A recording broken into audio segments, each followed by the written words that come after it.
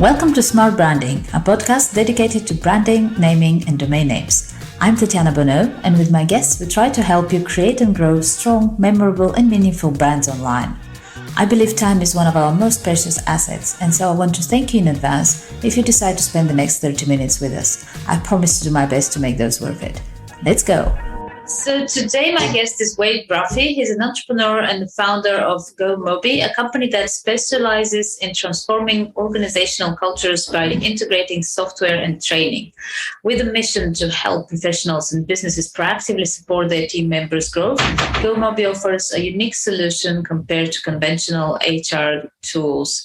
Hi, and thank you for making the time to be with us today, Wade. Tatiana, it's my pleasure to be here. Thank you for having me. I'm super excited to be here and interact and share with your audience. Wonderful. Let's start with my standard first question, a bit of a background. Tell me a little bit about yourself and how did you get to do what you do today? Yeah, I love to answer that question. So my background is diverse. I started out in finance in the world of private equity, working with CEOs to acquire profitable businesses.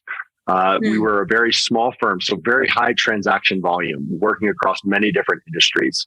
So got a broad exposure to a lot of different leadership styles, a lot of different types of businesses, and developed my passion for business there. I decided some years into that era that I wanted to make a change, and I went to a technology startup, which was a fantastic experience. I joined to help them scale their commercial team and commercialize a brand new product, something that had never been introduced to the market before. We very quickly, especially fueled by the pandemic, grew exceptionally fast. So when I came on, the team had already reached 40 people, which is pretty sizable. But we grew over 2 years to 160 people. Oh. And what we experienced in that transition to grow that big, to quadruple in size, was that a lot of the norms that we had when we were a smaller team working together as even 40 people did not scale 160.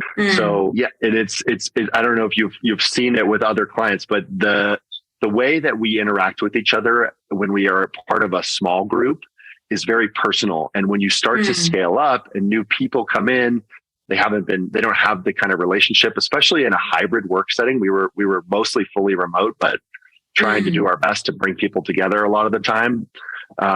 Those became, any sort of small thing became amplified because now we have all these new people that don't know each other as well. They don't understand as quickly some of the cultural norms that the business has when you're rapidly scaling up. Everybody's bringing their different perspective together.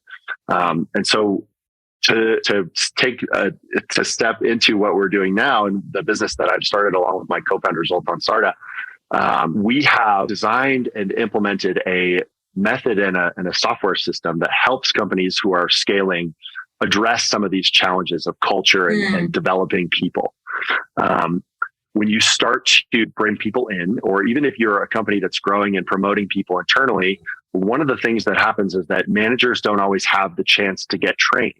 And even if you have the best intentions and the company is working proactively to bring in HR software and address some of these things, a lot of these platforms are what we would describe as defensive platforms. They're designed to help with compliance. They're designed to help with reporting of different things.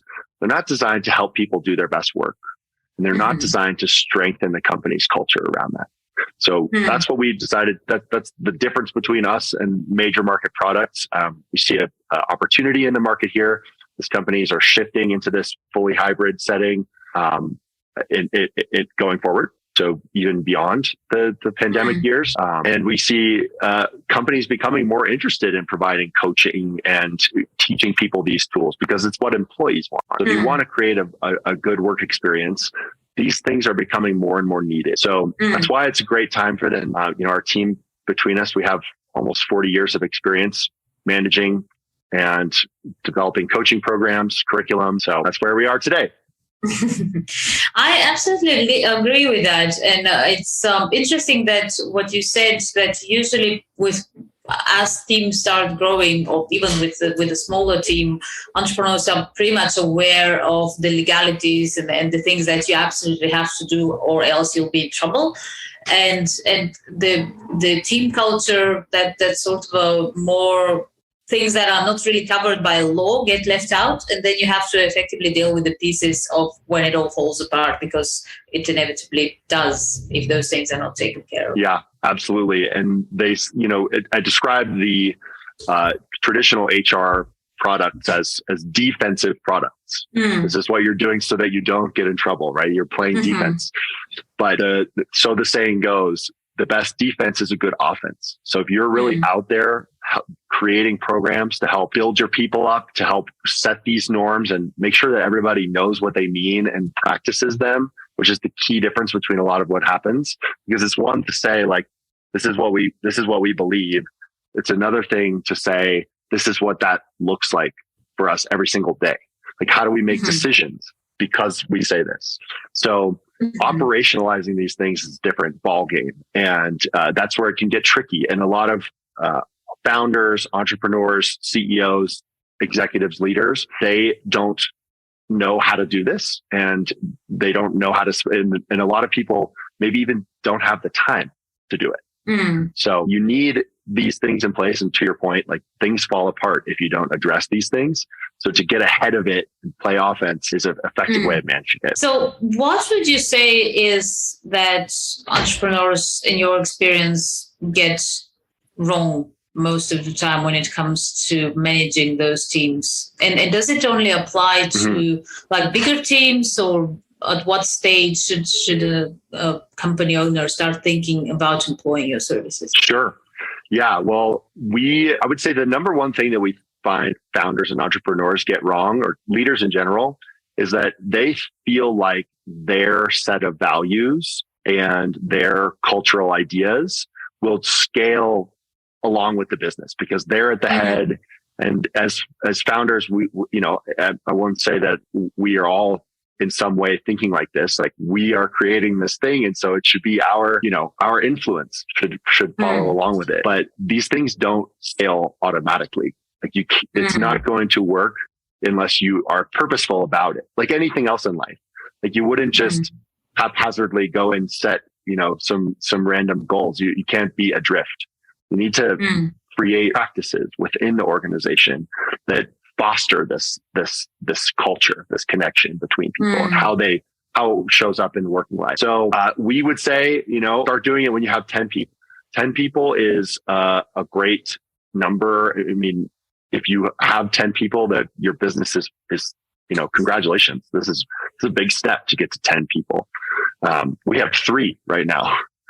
So it's a great thing to scale up. And when you have a big enough group that there's some, you're 10 people, there's a lot of camaraderie, pretty close knit. And you're working with everybody more. So you have a better sense of what they're like. But installing these behaviors and these ideas, and really part of our training is adopting a different way of thinking. And when you adopt this different way of thinking, you become more intentional about the way we plan for things, the way when somebody, the 11th person walks in our door and we're going to help them, or we're going to potentially hire them, make them a part of our small organization. How do we talk to them? How do we evaluate if that person is the right fit? Hiring mistakes cost so much money. It costs so much money. And more importantly than the money, they waste time.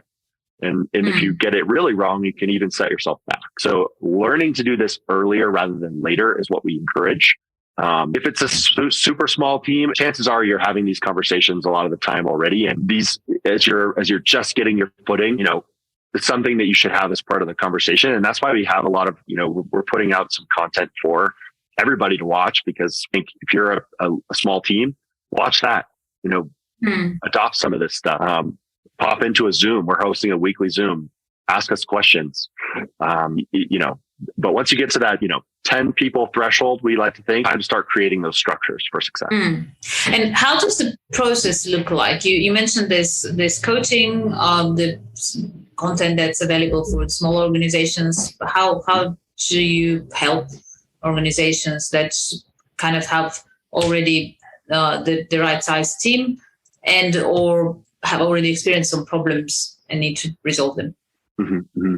That's a great question, because it's what initially drew me to build this and to reach out to people and get a team together to solve this problem.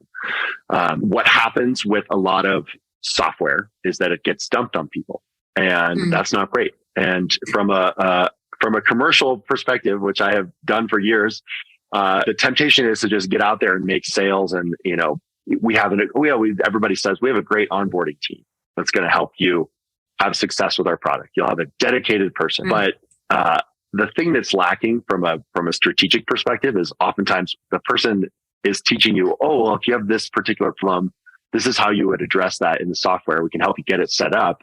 But they're not teaching you the strategy behind the software. So that's where we are differentiating ourselves, is actually, I had a person, I was describing this idea to them and what we've been doing. And she's like, well, where that breaks down is you can't assume that everybody is a good manager. And I was like, oh my gosh, thank you for that feedback. I've clearly done a terrible job of explaining what this is. No, the point is that we are going to come in and help your managers learn how to do this. So right now, we're standardizing around a 12-week onboarding, which is pretty much unheard of in the market. We are going to, we have a committed coach. We have either myself or my co-founder. We actually just are bringing on our first official coach. She's bringing in a wealth of experience of her own, but we're certifying her in our method to go in and work with new customers, new clients that come into us and say, we want to adopt these ways of being. Great. Here's a 12-week onboarding process. We're going to teach you everything that you need to know from a theoretical and a strategic perspective, and build some of these coaching skills and why we're doing this and how to talk about it with our team. And then after that, you get access to our software platform. And our software platform allows you to implement and manage and track this coaching program. So you have people that are coming in here and doing a coaching session. We have a what should happen during a coaching session. Like this is language that everybody is familiar with, coaching, et cetera, mentorship, but they don't always know what it looks like to do that. So that's really where we're, that's the process. It's the training and the implementation. And then really, we teach our customers to fish. We don't want them to have to come back whenever there's a small revision that they need to make, or we want them to go away from the 12 weeks thinking we got this. If there's a change we need to make, if something switches for our business, we need to be able to flex something beatable. We teach you all of this and then give you the tools to implement it successfully through the software. Sounds great. I'm gonna sort of, since we're about branding and naming and brands, on smart branding, as the name suggests. Sure. I'm going to jump you a little bit into that. So let's start a bit with your own name. What was the process of selecting that name, and why did you select it? Oh, I love this. This is one of my favorite things to talk about, because the name for GoMobi.work has been several iterations, but the key idea in our logo is a Mobius strip. Do you know this circle that goes all the way around itself? So it's a circle with all sides. And the reason that we like that symbol is because we believe that growth is never finished. As people, we're never done growing. We believe that the people that, at least that we've met, that have the greatest degree of inner peace and the greatest degree of personal development have come to the realization that it's a process that never ends. So that's where we draw the inspiration from our name for. And the reason that we standardized around the Go.work name is because we want people to know where to find us online. And we want people to know that we're focused on work. We want to, I was just reading that the average person will spend 100,000 hours up to 150,000 hours of their life, which is a significant portion of their adult life, which is not dedicated to sleeping, eating, other stuff. So we really want to, part of our mission at GoMobi.work is to help people find a fulfilling path in their career, because we spend so much time doing this. What people want is changing, and they want fulfillment in their job.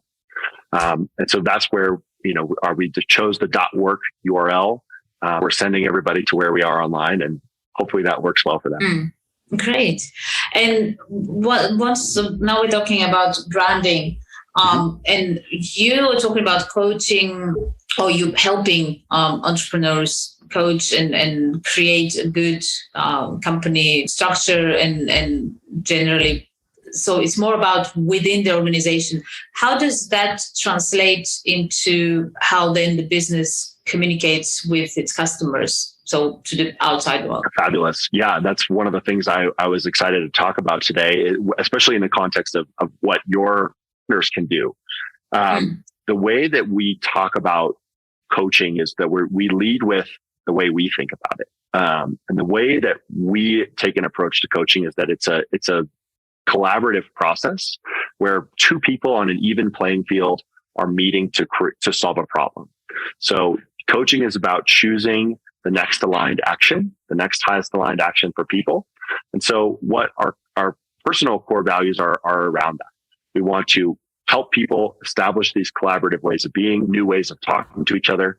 And to use a big company example that people can look up and refer to, communicating the way you do business is what brings people in. We don't want to just buy any old thing. Maybe we do that sometimes to solve an immediate need.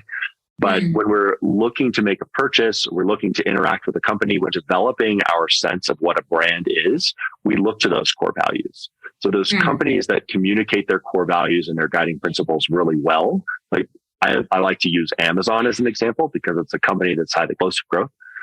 Amazon's mission, and anytime you interact with them on customer support, is that they want to be Earth's most customer-centric company. That's such a beautiful little tagline, because as soon as you go in and you're like, hey, I opened this box, I don't know if I can return it, but they're like, no problem, we'll take it back.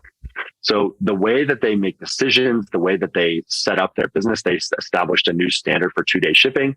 That's because they want to be Earth's most customer-centric company. And all the actions that they take are in alignment with that brand. So that's how we think about it. We want to convey to our clients, our potential clients, that what we're doing is being your partner. We want to hold hands. We want to go forward into this new way of being. We're working together to adopt new ways of being so that we can change the way work happens to make it more effective, more fulfilling, and less of a drain on our energy and more of something that gives us a sense of purpose and fulfillment. As you were saying that, I'm thinking that's a great example with Amazon. I don't know, when we think about successful branding, I always have Nike in mind, but that's another, one of those where like it's really clear their mission, and it's really throughout everything that's you have about them. It's like there's no doubt that's them, and it's communicated really strongly. But what about, like, if somebody comes to you, can they use your services if they're not clear on what that mission is, or do they absolutely have to have it clear? And then you can work on, implementing that, trickling down throughout the structure of the company. Yeah. The beautiful part of our process is it starts off with a reevaluation of how clear that actually is. So that's step one. We bring any new customer that we bring in. That's the first thing that we look at. We sit down first with their leadership team. We say, do you have these documents? Most companies that are of a reasonable size have started to think about, we need a mission, we need a vision, we need a set of core values. But the differentiator, and so we would say to anybody listening, if you have that, great. If you don't worry. We'll help you build it. The key thing is that where that goes from there, because most companies have that, but it's a little sheet of paper that stays on the wall or something that's framed. Maybe it looks good. But the thing that is so interesting about this, that in our work with clients, is that we always go in, and part of the process is asking everybody in the company, even the employees, like we meet with every single employee, what does this look like to you? What does this core value what is this? If you say integrity, what is that? Some people might mean radical transparency and saying like, this is what's happening to somebody else. To somebody that might mean, a sense of really keen honesty. We are going to be honest in every one of our interactions. It means we do what we say. So everybody interprets these things differently, right? And unless you've sat down and asked people, what does this mean to you? You're going to have differing implementation. And that's where things can cross or miss each other. So that's a big part of what we do. Great question. Yeah, that's wonderful. And when it comes to like who can reach out to you and benefit from the services, we did mention that it's more like it starts around 10 people, because I understandably before that it's a small organization, so communication is relatively easy and keeping all that together is easier. Even though I would say that, like even in my personal experience, I've seen that it's a bit like with software when you're coding something and you want to think a few steps ahead, because it changes how you build things when you have a bit of a vision of, Yes. where you're going. So in Absolutely. a very similar way, you can have a team of 2, 3, 10. And if you think 10 is the limit, then fine. But if you think one day, you have that vision that it's going to be 10,000, those 10 would have to behave differently. So all that to say, what is the type of company, size, location that can reach out to you for help? Oh my goodness. Well, that's a lovely question, Tatiana. And what I would say is anybody that's listening to this, go ahead and reach out. We'll speak to any of your listeners. It's always a beautiful opportunity to appear on a podcast. And what I would say is, at the very least, if it's not going to be a good fit to work together, let's at least get introduced, because we hope you have success. And if we're not fostering these connections, then, it's great to meet with entrepreneurs. It's great to meet with leaders. So let's talk about it. And it doesn't matter really what size it is. If you're a team of one, let's talk and we can chat for 15 minutes just about how you're thinking about developing these things. And if you're a team of 5, great. Maybe you want to start doing this earlier than that. Yeah. Beautiful opportunity. Great. Well, I think that's, my last question. Since we're at the beginning of 2023 still, I'm glad we stopped saying Happy New Year. That's all January, I'm always thinking okay, do we still say it or is it over? Now it's clear. In February, I don't need to say that anymore. So, but we're still at the beginning of the year. So what are you working on this year? What are you looking forward? What's exciting about what you do? Oh man, that's so many things. We are really excited about the launch of our software. We're looking to make that, it's the cornerstone of our work going into the next phase. And, we've done a lot of consulting, but the software is really what we're excited about, having a truly enduring impact and providing a thing that becomes what we've communicated as what we desire for the software is something where people log into it and they feel relieved. Most people, when they log into something, they get stressed out. They're like, oh boy, here we go. Got to do all these things. So we want people to feel relieved, and we want them to leverage that relief to then generate excitement. Because if you have the space of relief, chances are you're going to feel a little bit more energy and excited to do what you're about to do. So seeing that people start to have that feeling, that's going to be the biggest indicator of success for us. And, we're really just being consistent about what we're doing and getting it out there. So it's a big year. We've been open for about a year. So a lot of great growth in year 1, and excited for everything that year 2 has in store. Wonderful. Well, that's great ending to our podcast. Thank you for being our guest. And I'm looking forward to see how you get on with launching the software. Thank you so much, Tatiana. Yes, I'm really looking forward to it also. Can't wait. Thanks so much for having me. You're very welcome. Have a good day.